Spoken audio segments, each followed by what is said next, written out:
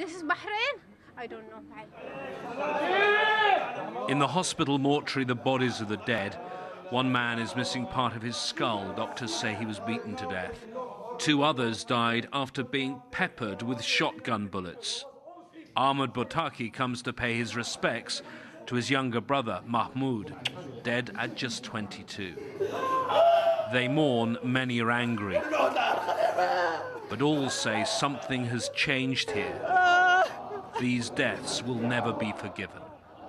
AlJazeera, Bahrain. Well, let's now speak to our correspondent in Manama. Friday prayers have just ended, and there's been a reaction from the clerics there. Tell us about that. That's right. As you mentioned before, the best-known Shia cleric in Bahrain, Ayatollah Isa Qasim, was giving his comments on the situation to Friday prayers in Draz, which is a large village in Bahrain. He condemned what happened. He said it was a massacre that happened in dead of night while men, women and children were sleeping at that Pearl roundabout. He's calling now for major changes to the constitution, but at the same time he said that violence was not the way forward. He said violence was the way of the government, but he said violence is the coward's way, and he said what the government was trying to do was use their actions to drive a wedge between the people, divide the Shia and the Sunni of this country, and he said the way forward was as one people, one Bahraini people. And you were at the funeral of some of the victims killed in the violence earlier. What was the prevailing mood there? Did you get a sense that people were scared and that they're probably going to keep off the streets now? Well, people were clearly grief-stricken. Many of them know the injured and know the dead. And on the island of Sitra, there was this 3 funerals taking place and a large march between the 3 funeral sites. But as you say, yes, fear too. People are concerned about the situation when they gather in a large crowd. Because remember that the army here have said all protests and demonstrations and large gatherings are banned for the time being. This was a funeral march, no sign of the police or the army there. But after Friday prayers, as I watch now, there are still police in areas of the city, and in the Draz area there is a police helicopter monitoring the situation from above as I speak. How did the authorities, the Bahraini authorities, justify this disproportionate use of force? What are they saying to explain the events of Thursday? Well, there is a very clear narrative coming out if you listen to the ministers of the government and you watch Bahrain TV. But I have to say some of the things that you're hearing on Bahrain TV are not what some of us journalists and others who were present here saw with our own eyes. They are claiming that there were all sorts of weapons found among the protesters. Well, I spent a considerable time on the Pearl roundabout. I saw no one with weapons and no one with any violent intent. In fact, the constant chant was peaceful, peaceful from the protesters. Okay, thank you very much. Our correspondent there on the line from the Bahraini capital, Manama. There have been clashes in Yemen between anti-government protesters and security forces, according to reports. Security is very tight in the capital, Sana'a, ahead of the Friday prayers there, with thousands expected to take to the streets. There have been calls on social networking sites urging Yemenis to attend a Friday of rage. A sanitary catastrophe. The number of cholera cases in Haiti is still rising. We'll meet the Cuban doctors helping to contain the disease.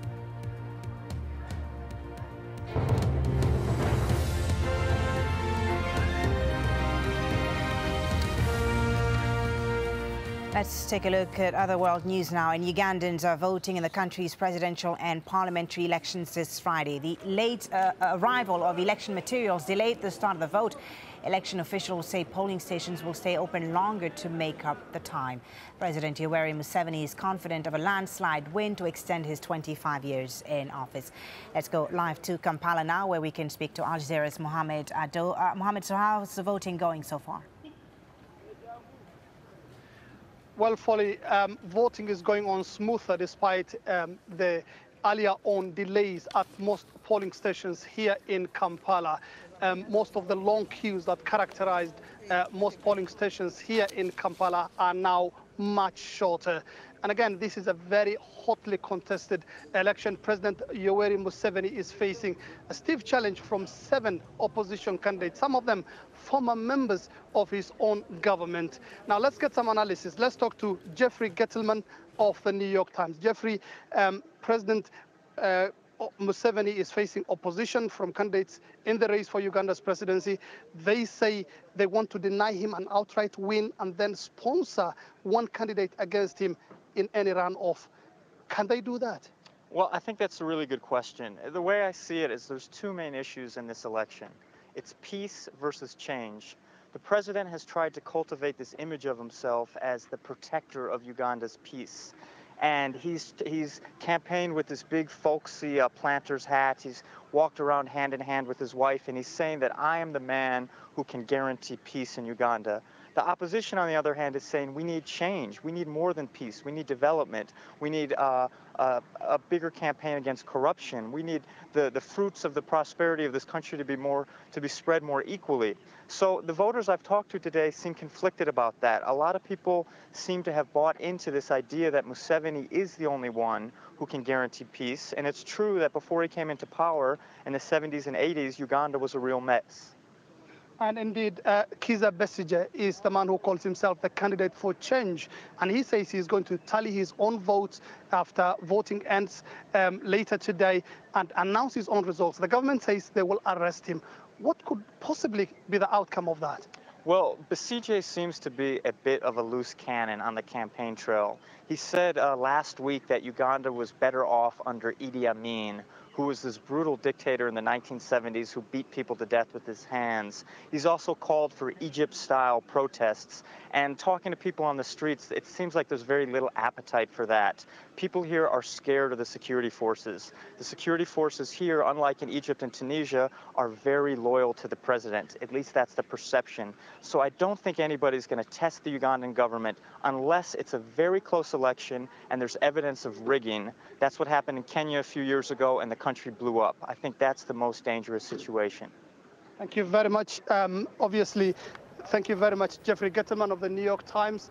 The Ugandan army is not a national army yet. It's President Museveni's National Resistance Army that brought him to power in 1986, and it remains mostly so. Back to you in the studio, Folly. Thank you very much, Mohammed Adil, reporting there live from Kampala.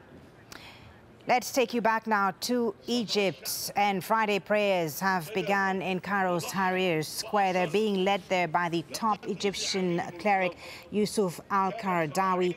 Thousands gathering in Liberation Square, Tahrir Square, which was, of course, the epicenter of the anti-government demonstrations that toppled Hosni Mubarak just 1 week ago this Friday. There have also been demonstrations held in the second largest city, Alexandria.